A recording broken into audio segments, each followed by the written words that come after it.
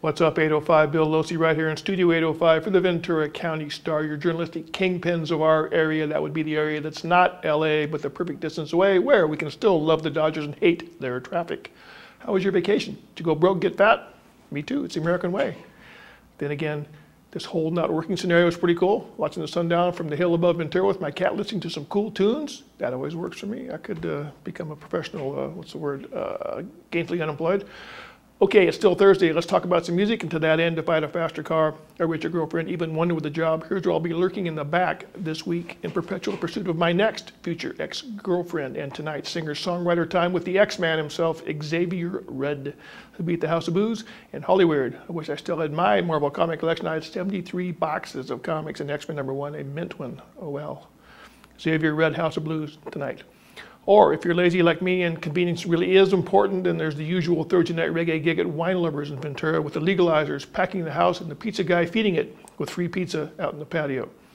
Downtown, it's the Horse Thieves tonight at Zoe's in Ventura, one of those all-star bands with two guys from Social Distortion when one's necessary. That parrot-scaring band that played real loud and fast at the Ventura Theater last night. One of these guys is Brent Harding from Ventura, California. Other locals include Toby Emery from Raging Arb and the Redheads and Jackass, the band, predating the movie and the TV show full of dangerous idiots, and also Whiskey Chimp. Then there's also Sam Boley, who plays bass for the king of the surf guitar himself, Dick Dale, and also Bill Flores, perhaps the best musician in the 805. He's such a local, his relatives were here back in 1783 telling Father Sarah, hey, don't move up here. Anyway, Horse Thieves once upon a time hanging around from trees in 50s westerns, but tonight at Zoe's, things change. Finally, check out some cool power pop in the Shakedowns. There'll be a few steps north of Zoe's, underneath the 700 TV sets at Rookies. Hopefully UCLA will be beating the purple out of Washington with the sound off. Shakedowns, Bruin basketball, potential for a cultural landslide. Okay, that's that. Now this, Rock and Roll Call, the record rating service of cyberspace, or wherever it is we are, designed to save you or cost you some harder George Washington's, depending. First up, new one, a new old one from Luther Allison. The album is called Underground, and it's on Rough with 1F Records. This one is more proof, if any be necessary, that being dead isn't half the dodge it used to be. Luther entered the past tense in 1997. Good thing Thomas Edison invented recording equipment. This one contains 8 songs from 1967 and 68, or back in the middle of the Vietnam War when many people had the blues. Luther was one of those old black blues dudes, oozing soul, plus he played a mean guitar. This one is outtakes or unreleased or B-sides or whatever. His mainstream stuff is better, but this one's just fine. There's never enough old black blues guys. We're sadly running out of them, maybe down to perhaps Buddy Guy and B.B. King. Next up, my new favorite band this week, Band of Horses, not to be confused with Horse the Band. They stink underwater. The new one from Band of Horses is Cease to Begin, and it's on Sub Pop, a label that rarely sucks.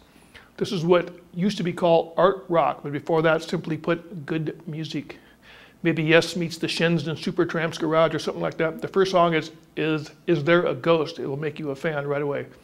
Later, the song Detlef Schrempf betrays their Seattle roots. Schrempf was a German basketball player who starred for the Huskies and later for the Supersonics. Cool indie rock, check it out. Finally, a new one by Rock and Roll Hall of Famer John Fogerty. It's called Revival on Fantasy Records, the label he fought with longer than we've been in Iraq. Just like Vietnam, Fogerty hates this war too, and not surprisingly, his album sounds just like another Creedence album. What a surprise, must be that voice, you think? I got to interview Fogerty once last summer, and he doesn't have to do press. He's in the Rock and Roll Hall of Fame, but what a great guy, one of the nicest guys I've ever talked to. His sheer exuberance shines on this album, nothing close to a bad cut, so check it out. Okay, my friends, that's it for me. Thanks for hanging out and spending some precious time right here, wherever we are. This is Bill Losi, Studio 805, Ventura County Star, saying save the top hat, save yourselves, go check out some live music, and remember, if no one tells you how to act, then how are you going to be?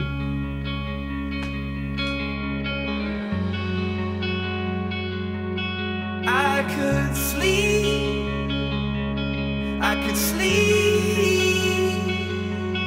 I could sleep, I could sleep.